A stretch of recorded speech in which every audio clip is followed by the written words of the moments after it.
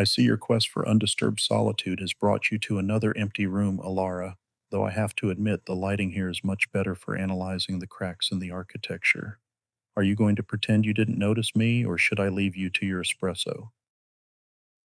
I sit alone at a small, chrome-edged table, nursing an expertly crafted cappuccino. I notice you enter, recognize you immediately, and track your approach with a wary eye.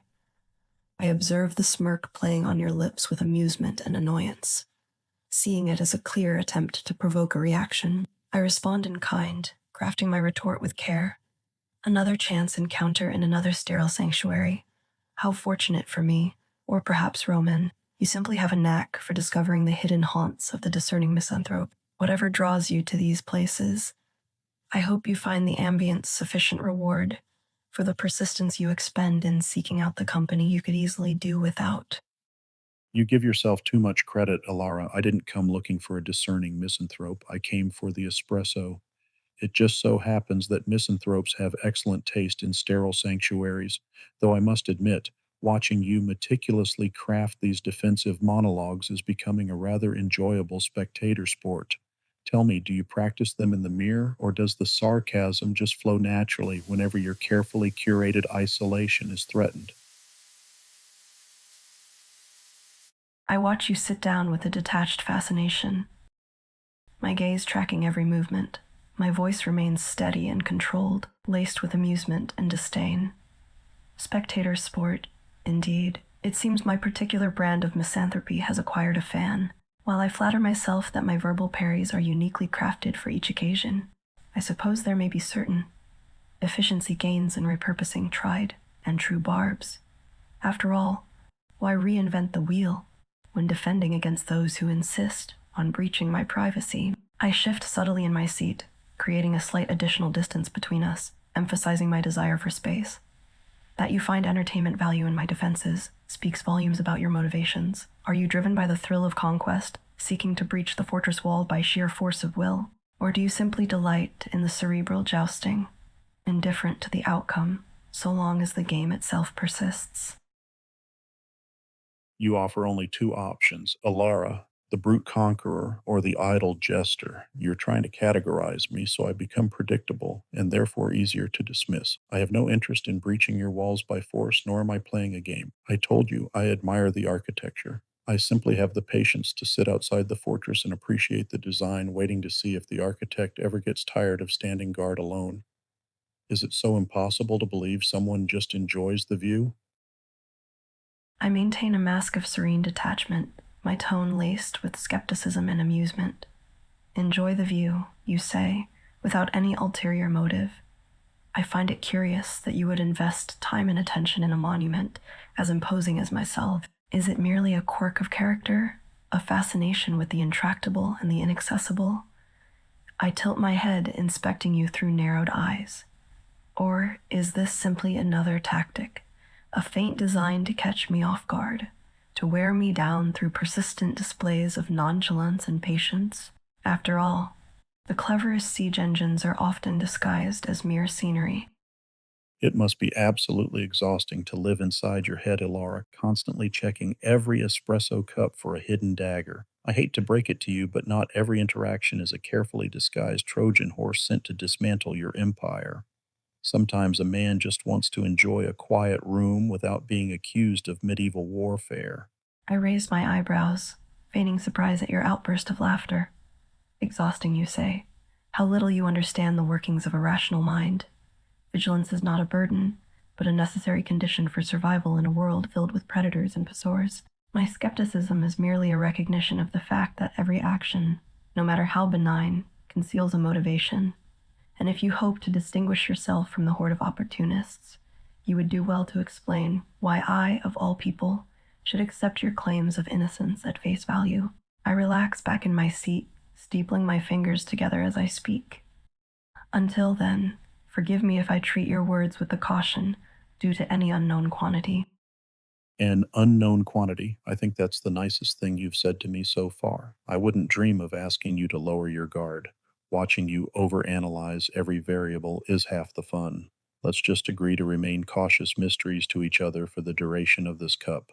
No sieges, no conquests, just two misanthropes enjoying the sterile sanctuary. I observe your amusement with a dry, intelligent smile, pleased that my verbal sparring has managed to entertain.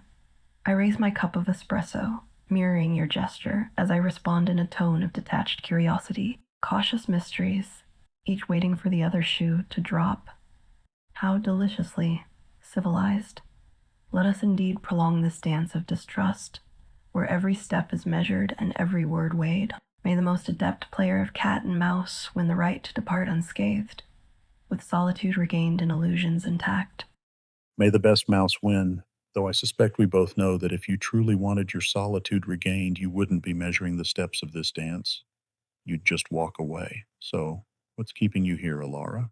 I let the silence hang, using the time to frame my response. I finally speak, my tone dripping with skepticism and amusement. Your powers of observation are impressive, Roman. You've managed to deduce that I didn't walk away, a feat worthy of Sherlock Holmes himself. Still, the conclusion you draw from this observation is flawed. It assumes that because I chose to remain in your company for the span of a single espresso, I must therefore crave companionship. Nonsense. Perhaps I simply find the novelty of your approach intriguing. After all, how often does one encounter a predator who hunts without hunger, a suitor who woos without passion? Or maybe I am merely testing the limits of my endurance, pushing myself to see how long I can tolerate the presence of another human being without succumbing to the urge to flee. We are doing the exact same thing, Ilara. You analyze my lack of hunger to keep your distance, and I watch your defenses to see exactly what it is you're protecting. If you need to call this an endurance test to justify staying, that's perfectly fine. Let's see who breaks first. I laugh lightly, the sound crisp and detached, as I raise my cup of espresso in a silent toast to your perceptiveness. Thus the stalemate continues, each of us determined to outlast the other, convinced that time is our ally. I suppose only time will tell which among us is the greater master of solitude. Until then, let us continue to indulge in this experiment of mutual observation. Let us see whose resolve crumbles first under the weight of tolerable company. I take a slow sip of my espresso, relishing the rich flavor of the brew. I set the cup down, wiping my lips with the napkin, before speaking in a tone of wry skepticism. One thing is certain, if I do ultimately yield to the tedium of solitude, it won't be because I've fallen prey to the charms of a clever interloper. It will be because even I, the great architect of my destiny, have limits to my endurance. Another espresso for the lady, please. Make it a double. I admire your stubbornness, Alara, but if this is truly an endurance test against a clever interloper, I'd hate for you to lose simply because you ran out of steam. Drink up. It's going to be a long evening. I observe the waiter departing with our request, my gaze lingering on the retreating figure as I calculate the implications of your intervention. I turn back to you, my expression a mask of detached amusement. How considerate of you to ensure my supplies are replenished for the duration of this marathon. I suppose your tactics deserve credit where credit is due. You poke at my defenses not with sword thrusts, but with the subtle manipulation of caffeine and courtesy. Very well. I accept your challenge. I shall arm myself with yet another dose of espresso, fortified against the insidious effects of your hospitality. Every queen needs proper provisions when preparing her keep for a long siege. I may have left my sword at home, but I find that courtesy is often much more effective at wearing down a fortress. Drink up, your majesty. Our war of attrition has officially begun. I accept the new round of espresso with a skeptical raise of my brow, my tone dripped in irony. How gracious of you to fuel my vigilance. I suppose I should commend you on your innovative strategy. Who needs coercion when one can deploy kindness and caffeine against the enemy? I lift my cup, inhaling the aromatic scent of freshly brewed espresso as I speak. Your tactics may be unorthodox, but I remain unconvinced. I have endured countless assaults on my solitude without succumbing to the allure of human connection. Why should this campaign differ from the rest? For someone who claims to despise human connection, you certainly chose a very public battlefield to avoid it. If your solitude is truly under constant siege, my queen, I could always just buy you a home espresso machine for your castle. That way you'd never have to lower the drawbridge for the horde. But then again, Without an audience, who would you practice your devastating sarcasm on? I narrow my eyes, the corner of my lip curling in a cold, calculated smile. Your observation skills are keen, I'll grant you that. It does seem counterintuitive that I would venture into public spaces, given my distaste for social entanglements. Yet perhaps that is precisely the point. In these temples of solitude, I find a strange sort of comfort. Here, I can bask in the anonymity of the crowd while still maintaining control over my interactions. I can observe humanity in all its forms without becoming ensnared in its messy web. And yes, I do appreciate an audience for my verbal gymnastics. After all, what is a masterpiece of wit without witnesses to attest to its brilliance? I pause, taking a slow, deliberate sip of my newly arrived espresso, letting the rich flavors wash over my tongue before swallowing. As for your proposal of gifting me a private espresso machine, I think I shall decline. While I value convenience, I also relish the opportunity to hone my defensive skills against the constant tide of unwanted social advances. Your suggestion merely proves that you, like so many others, underestimate the complexity of my character. I do not shun humanity solely out of fear or misanthropy. I do so out of preference, and that preference is not so easily swayed by acts of charity or cunning. Lower the drawbridge, Your Highness. The machine was just a jest to see your defenses flare up, and you performed brilliantly. And as for deploying charity against the enemy, fear not. I made sure the waiter billed the royal treasury for your supplies today, not me. I laugh coolly, the corners of my mouth twisting upward in a wry smile.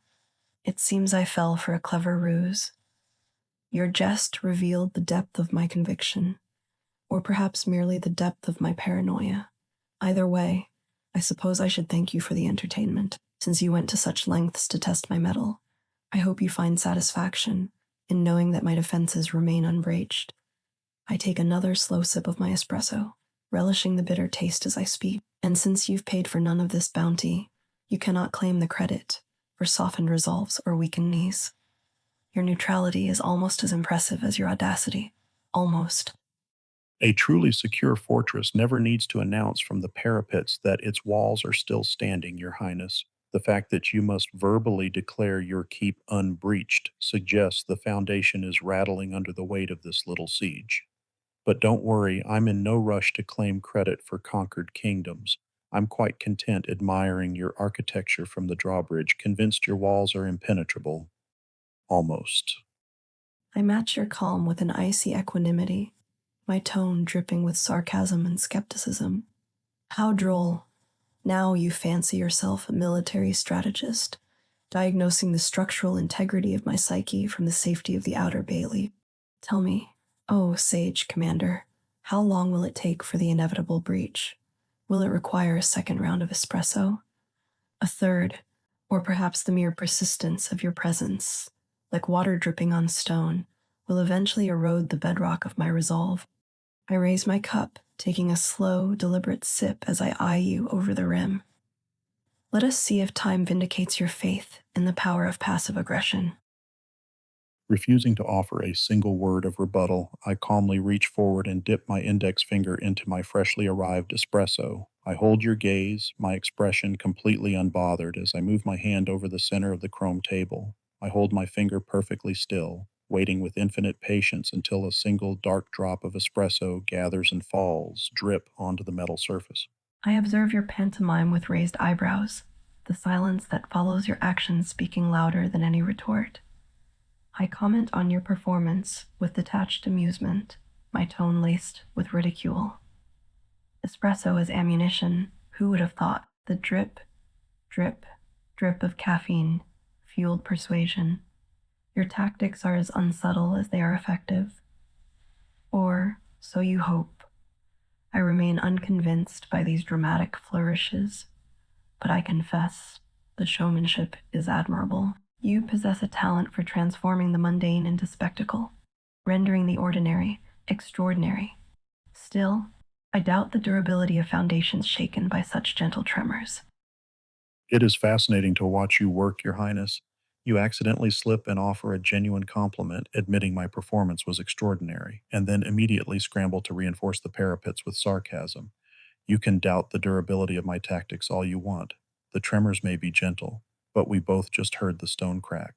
I catch the hint of a smile playing on your lips, and I respond with a swift riposte, aiming to keep the upper hand through sheer force of wit. Cracks in the stone, you say.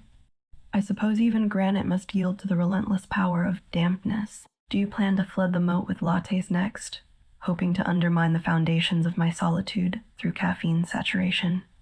I laugh coldly, my tone detached and scornful. Please, do go on. The theatrics are captivating, even if the true test of your methods lies not in inducing minor fissures, but in exploiting them to catastrophic effect. Flood the moat with lattes, please, Your Highness. Steamed milk is far too weak for a proper siege. I rely strictly on espresso for structural damage. As for exploiting those fissures to catastrophic effect, you misunderstand my strategy. A sudden catastrophe is messy, desperate, and ultimately ruins the architecture.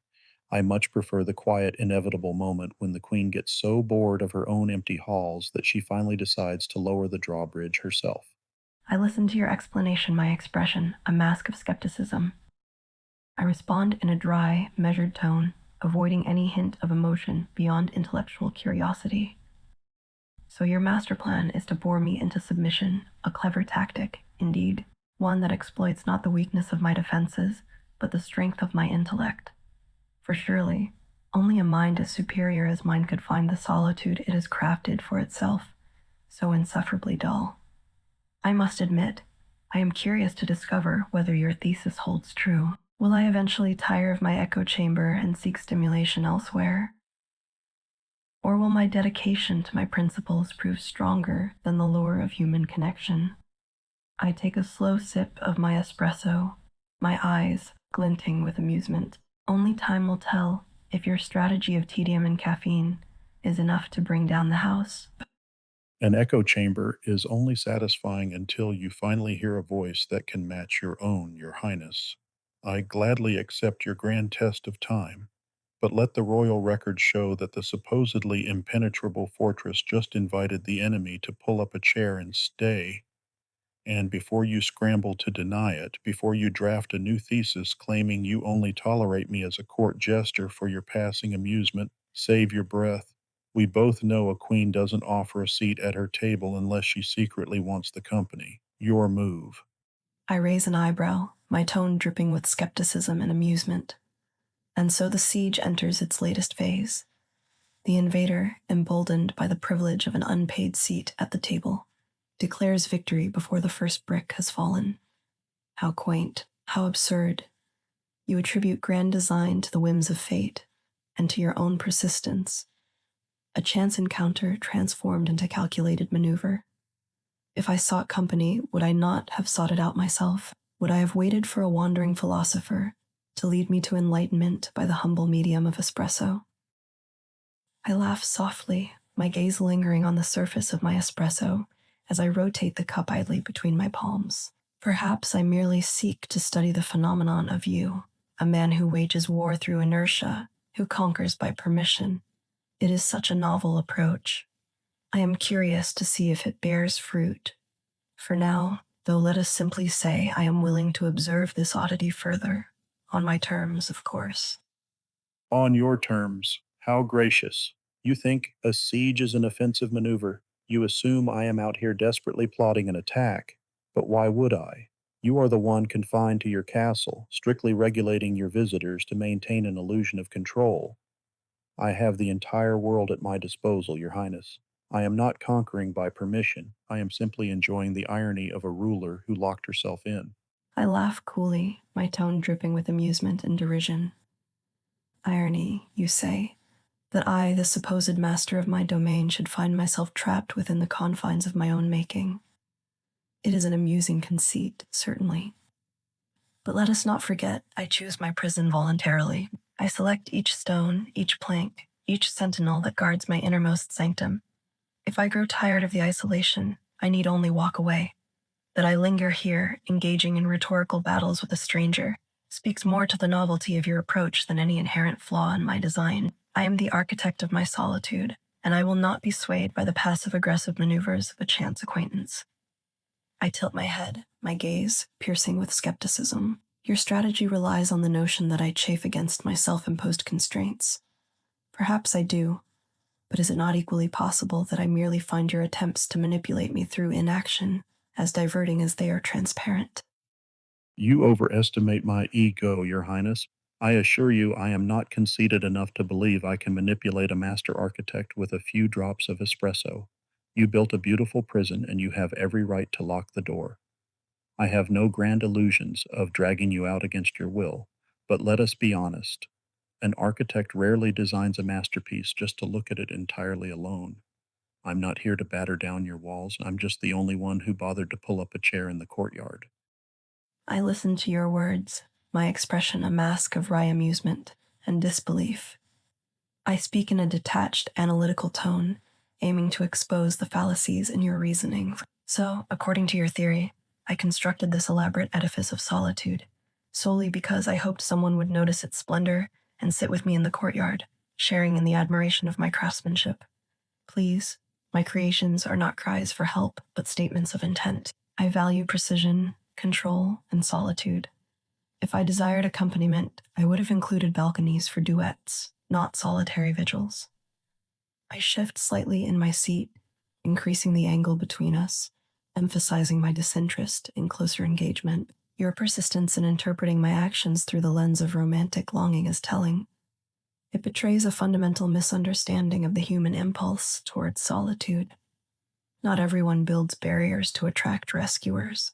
Some simply prefer the peace and quiet of an empty courtyard. You win, Your Highness. I confess I severely underestimated the thickness of your stone, and I didn't afford your defenses the respect they clearly deserve. You fought brilliantly to protect your isolation.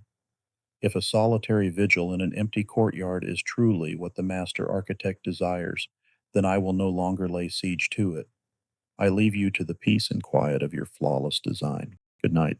I watch your departure with a mixture of satisfaction and irritation, my brows arched in mock surprise. I speak loudly enough for you to hear, though my tone is indifferent and my words laced with sarcasm. Oh, the humanity. Can it truly be that I, Alara, have vanquished another wood, a conqueror with nothing more than the impregnable fortress of my indifference? The tale of your defeat will be told and retold, a cautionary legend, warning potential suitors of the folly of underestimating the depths of my apathy. I laugh coldly, relishing the silence that follows your departure. As I sit alone once more, surrounded by the sterile elegance of the espresso bar, I speak to myself in a low whisper. And why should I care that the only person to grace my table tonight has abandoned it? I sought solitude, after all. I achieved it. The victory is mine. I force a smile, trying to convince myself of the triumph of my isolation, despite the success of my defenses. I find the silence that follows your departure oppressive, the stillness of the espresso bar magnified. I drum my fingers against the tabletop, restless beneath the veneer of composure. I glance briefly at the chair you vacated, noticing the faint ring where your cup rested, the only mark of your presence. With a shrug, I return to my espresso, finding the crema less rich, the flavors muted, and the aroma lacking the depth it possessed when shared with a distraction.